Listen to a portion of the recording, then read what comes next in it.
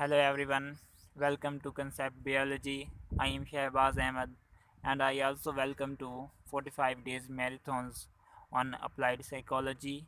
Today is our first day and our topic is Introduction to Psychology.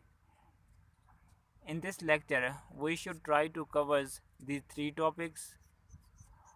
Y we need psychology, आखिर हमें psychology की क्या ज़रूरत है, क्यों हमने इसे सिंगल्स डिसिप्लिन्स बनाया,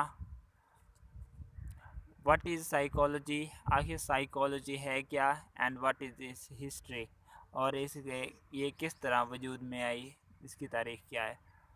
तो our first topic is why we need psychology. आखिर हमें साइकोलॉजी की क्या ज़रूरत थी।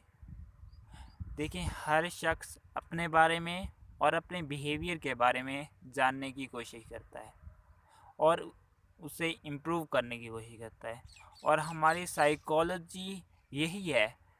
ये हमें हमारे बारे में बताती है, हमारे बिहेवियर के बारे में बताती है, और हमें ये भी बताती है कि हम किस तरह अपने बिहेवियर को इम्प्रूव कर सकें।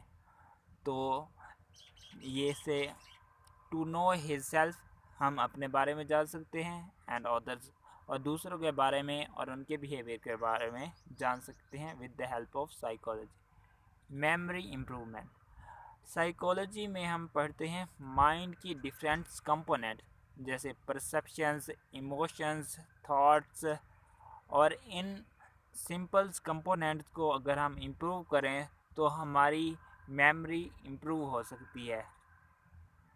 इम्प्रूव्ड कम्युनिकेशन स्किल्स, इससे हमारे कम्युनिकेशन स्किल्स बेहतर होंगी।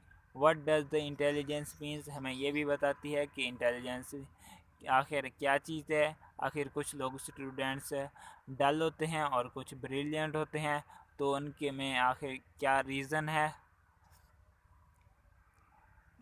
तो what is psychology? If we see the word psychology, it is the combination of two Greek words.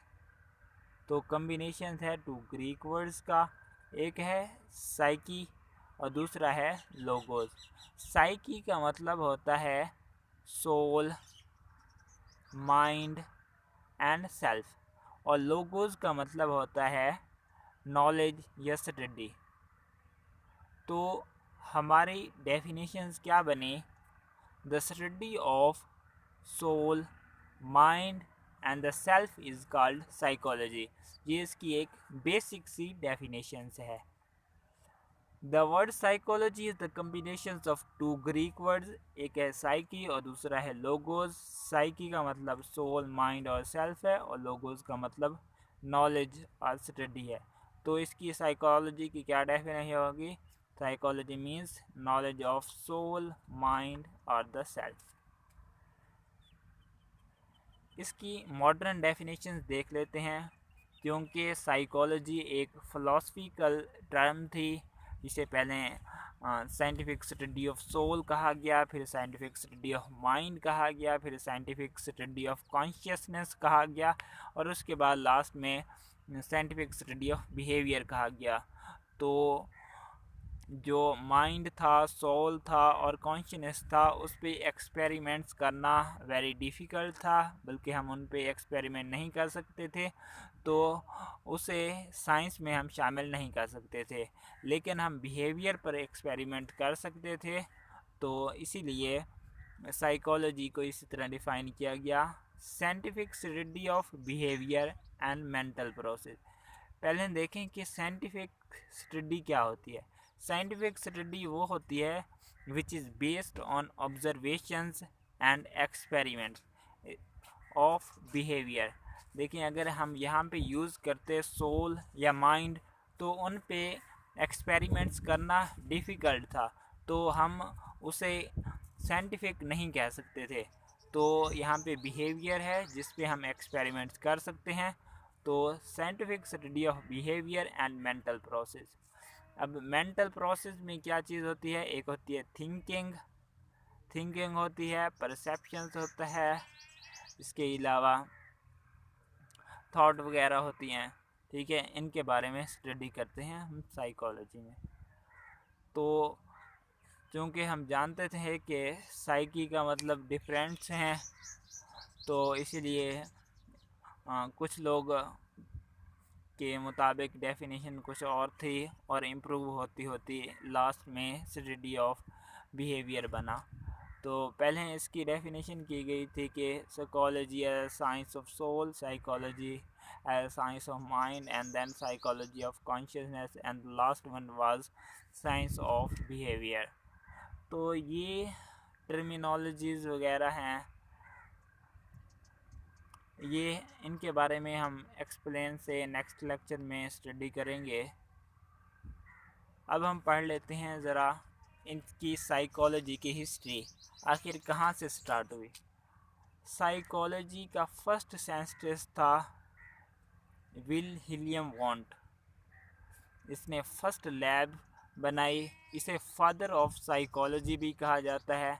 इसने फर्स्ट लैब बनाई जर्मनी की एक यूनिवर्सिटी है लिप्जिंग। लिप्जिंग में इसने पहली साइकोलॉजी की लैब बनाई।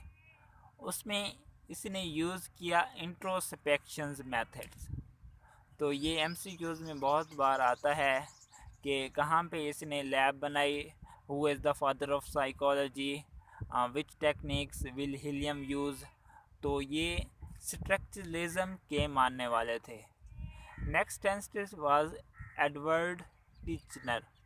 तो ये स्टूडेंट था वॉन्ट का, ठीक है, ये स्टूडेंट था वॉन्ट था। इसने भी स्ट्रक्चरलिज्म पर फोकस किया, इसी ने ही वर्ड स्ट्रक्चरलिज्म दिया। इससे पहले जो साइंटिस्ट थे ना विल्हेल्म वॉन्ट, इसने वर्ड स्ट्रक्चरलिज्म नहीं दिया था, इसके स्टूडेंट्स टिचनर ने ये वर्ड्स दिया था। इसने एम्फसाइज किया इमोशंस, सेंसेशंस।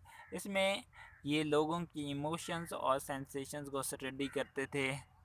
जैसे कि किसी को बुक देकर उसे पूछते थे कि आपके दिल में इसके बारे में क्या सेंसेशन हो रही है, क्या ख्यालात आ रहे थे। तो जो कि बुक रीडर होते थे वो तो कह देते थे कि इससे हमारे दिमाग में एक पावर आ रही है, तो वी कैन कनकेयर द वर्ल्ड। तो ऐसे ही तो कुछ कहते थे कि I am feeling it hard.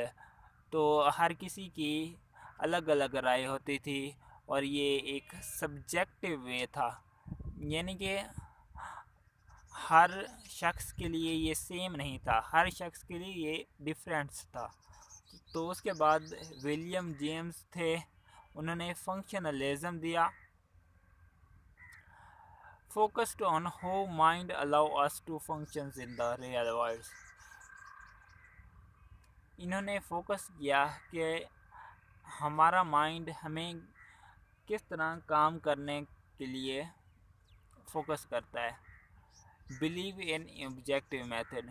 इससे पहले स्ट्रक्चरलिज्म में सब्जेक्टिव मेथड यूज़ किया गया था, जो कि हर शख्स के लिए डिफरेंस था। कोई कह रहा था कि इससे बुक से हमें पावर मिल रही है, और कोई कह रहा था कि ये हमें हार्ड फील हो रही है। तो सबकी एक बात नहीं थी, इसलिए ये जो विलियम जेम्स थे इन्होंने कहा कि जो बात कह रहे हों वो सेम हो सबके।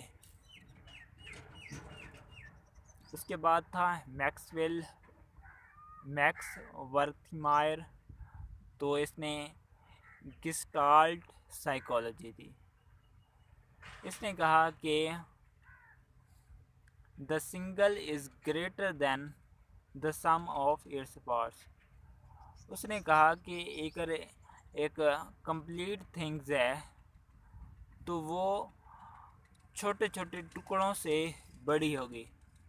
इसके कहने का मतलब ये था कि हमारी फोकस एक कंप्लीट थिंग्स पर होती है, हम उसके पार्ट्स स्टडी नहीं करते। जैसे अगर इंसान है तो हम उस शख्स को देखकर बता देंगे कि ये इंसान है, लेकिन हम ऐसा नहीं करेंगे कि देखेंगे कि उसकी दो टांगे हैं, दो हाथ हैं, तो ऐसा इंसान हो सकता है। तो हम कंपोनेंट पर इतनी फोकस नहीं करेंगे, हम पूरा बॉडी को देखने की कोशिश करेंगे। तो उसके बाद थे Sigmund Freud. Give psycho analysis school of thought. In school of thoughts के बारे में हम आने वाली वीडियोस में पढ़ेंगे। अब इनके जो इम्पोर्टेंट वर्डिंग थे हम सिर्फ उनको ऐसे ही देख रहे हैं। वी रिप्रेस ओवर थ्रेटनिंग अर्ज इनटू आवर अनकॉन्शियस माइंड।